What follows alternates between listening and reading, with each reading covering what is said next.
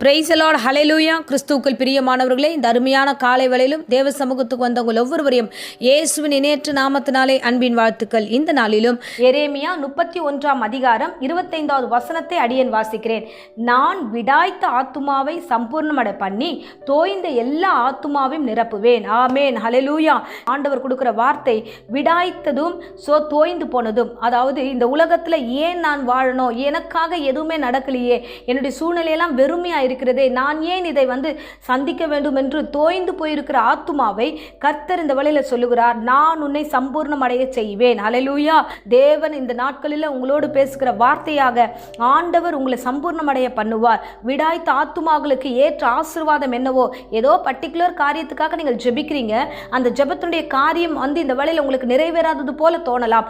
ஆனா கர்த்தர் அதை ஆண்டவர் அப்படியே உங்களை விட மாட்டார். அவர் சொல்லுகிற வார்த்தை தான், விடாய்த்த என் அன்பு மகளே, விடாய்த்து போன என் ஆத்துமாவே, தோய்ந்து போன என்னுடைய அன்பான மகனே, நான் உன்னை நிரப்புவேன், நான் உன்னை சம்பூர்ணமடைய செய்வேன், நான் உன்னை ஆசீர்வதிப்பேன் என்று இன்றைக்கு வார்த்தை கொடுக்கிறார். ஆமென், ஹல்லேலூயா. வசனம் சொல்லுகிறது பாருங்க, ஒரு சிலரை குறித்து இங்க இன்னைக்கு பிரசங்கம் இல்லை, இன்னைக்கு பிரசங்கம் எல்லோருக்கும், தோய்ந்த எல்லா ஆத்துமாவுக்கும் நான் நிரப்புவேன். ஒரு வேளையில ஏதாவது குறித்து ஜெபித்து சோர்ந்து போய் துவண்டு போய் அந்த ஜெபத்தை இனி பண்ணவே வேணான்னு முடிவு பண்ணியிருந்தீங்கன்னா, இல்லை இன்னிலிருந்து நீங்க தேவன் உங்களுக்கு சொல்லியிருக்கிறார், உங்களுக்கு நிறைவேற்றுவேன் என்று வார்த்தை கொடுக்கிறார், அவர் நிரப்புவேன் என்று சொல்லியிருக்கிறார். தோய்ந்து போகாதீங்க, கர்த்தர் உங்கள் ஜெபத்துக்கு பதில் தர அவர் வல்லவராய் இருக்கிறார். ஆமென், ஹல்லேலூயா. புதிய ஏற்பாட்டில் நம்ம ஒரு காரியத்தை நம்ம வாசிக்கிறோம். லூக்கா 18 அதிகாரத்தில் ஒரு சம்பவம் இருக்கிறது. ஒரு விதவை தன்னுடைய காரியமாக அவள் ஜெபித்து கொண்டே இருக்கிறார், தனக்கு நியாயம் வேண்டும் என்று அவள் போராடி கொண்டே இருக்கிறார். அந்த போராட்டத்துக்கு அவள் பதில் வரவே இல்லை. அவள் சோர்ந்து போகாம அவள் தேவ சமூகத்தில் எப்பயாவது ஆண்டவர் செஞ்சிட மாட்டாரான்னு போராடி கொண்டு இருக்கிறார். ஒரு நாள் அந்த பட்டணத்தில் இருக்கிற அந்த விதவை என்ன பண்றா, போய் ஒரு எஜமான் கிட்ட போய் கேட்கிறான், ஐயா எனக்கு எப்படியாவது நியாயம் செய்யுங்க. அந்த எஜமான் அநியாயம் உள்ளவர், நியாயத்துக்கு பதில் சொல்லுகிறவே இல்லை. அந்த நியாயாதிபதி எப்படிப்பட்டவராக இருக்கிறார்னா, பணத்துக்கு வேலை செய்கிற ஒரு மனுஷன். அவர்கிட்ட போய் இவர் நின்றுட்டு, ஆண்டவரே எனக்காக ஏதாவது செய்யுங்கன்ட்டு டெய்லி அவர் டார்ச்சர் பண்றா. அப்போ ஒரு நாள் அந்த மனுஷன் யோசிக்கிறா, என்னடா இந்த புள்ள என்னை எப்போ பார்த்தாலும் தொந்தரவு பண்ணுதே, நியாயம் செய்யுங்க நியாயம் செய்யுங்க நியாயம் செய்யுங்கன்னு சொல்றாளே, நாளைக்கு காலையில போய் முதல்ல அவ கேஸை முடிச்சிடணும் அப்படின்னு அந்த அநீதி உள்ள நியாயாதிபதி சொல்லுகிறார். லூக்கா 18 அதிகாரம் 5ஆம் வசனத்துல, அவள் தினந்தோறும் அலட்டினாள் என்று வசனம் சொல்லுகிறது. அவள் டெய்லி டார்ச்சர் பண்றா. இப்ப அப்பேற்பட்ட மக இந்த காரியத்துல ஆண்டவர் என்ன தெரியுமா சொல்கிறாரு, அந்தபடியே நீதி உள்ள நியாயாதிபதியாக கர்த்தர் இருக்கிறாரே, அநீதியானவனே நீதி செய்ய இறங்கும் போது நீதி உள்ள கர்த்தர் உனக்காக நியாயம் செய்ய மாட்டாரா?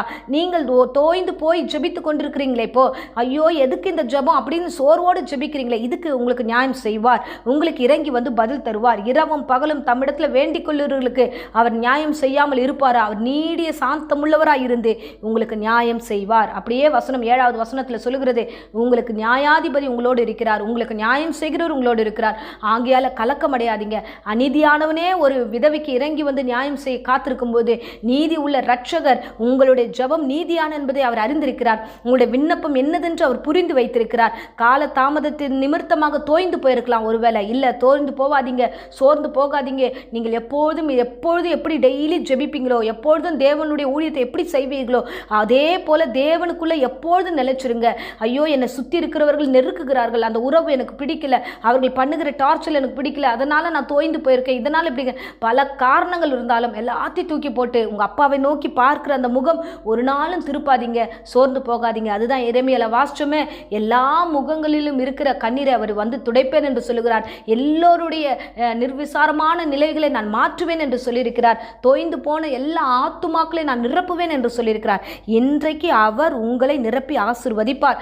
ஆகையால சோர்ந்து போகாதீங்க, எப்பொழுது போல ஜெபிங்க, கர்த்தரை நோக்கி அதிகாலையில் தேடுங்க. இதோ சமீபமாக இருக்கிறது ஆசீர்வாதம், இதோ கிட்ட வந்த ஆசீர்வாதத்தை நழுவ விட்டுறாதீங்க. கர்த்தர் உங்களை ஆசீர்வதிக்க அவர் வல்லவராயிருக்கிறார். ஆமென், ஹல்லேலூயா. இப்பொழுதும் உங்களுக்காக நான் ஜெபிக்கிறேன். அன்பு ரட்சகா, இந்த அருமையான வேலைக்காக நன்றியோடு ஸ்தோத்திரம் பண்ணுகிறோம். என் பிள்ளைகள் ஒவ்வொருவரையும் நீர் ஆசீர்வதிப்பீராக. பரிசுத்த ஆவியானவர் உம்முடைய சித்தத்தின்படி இந்த பிள்ளைகளை ஆசீர்வதித்து வழிநடத்துவீராக. ஏதோ ஒரு கலக்கத்தோட தோய்ந்து போய், என்ன ஆண்டவரே என் பலவீனம், என்னால் முடியல, நான் என்ன பண்ணாலும் அது தவறுதலாக முடிகிறது என்று சோர்ந்து போய் தோய்ந்து போய் ஜெபிக்காம முடியாம ஆண்டவரே யாரெல்லாம் இங்கே கிடைக்கிறார்களோ அவர்கள் எல்லாரையும் ஆண்டவரே நீர் எழுப்புவீராக. அவருடைய காரணங்கள் எல்லாவற்றையும் மாற்றி போடுவீராக. ஆண்டவரே அந்த ஏழை விதவிக்கு நீர் செய்த நியாயத்தை போலவே இந்த அன்பு பிள்ளைகளுக்கு நீ நியாயம் செய்து அருளும்படியா இயேசுவின் நாமத்தினாலே நாங்கள் ஜெபிக்கிறோம். ஆண்டவரே நீர் சொன்ன வாக்குத்தத்தத்தை நிறைவேற்றும்.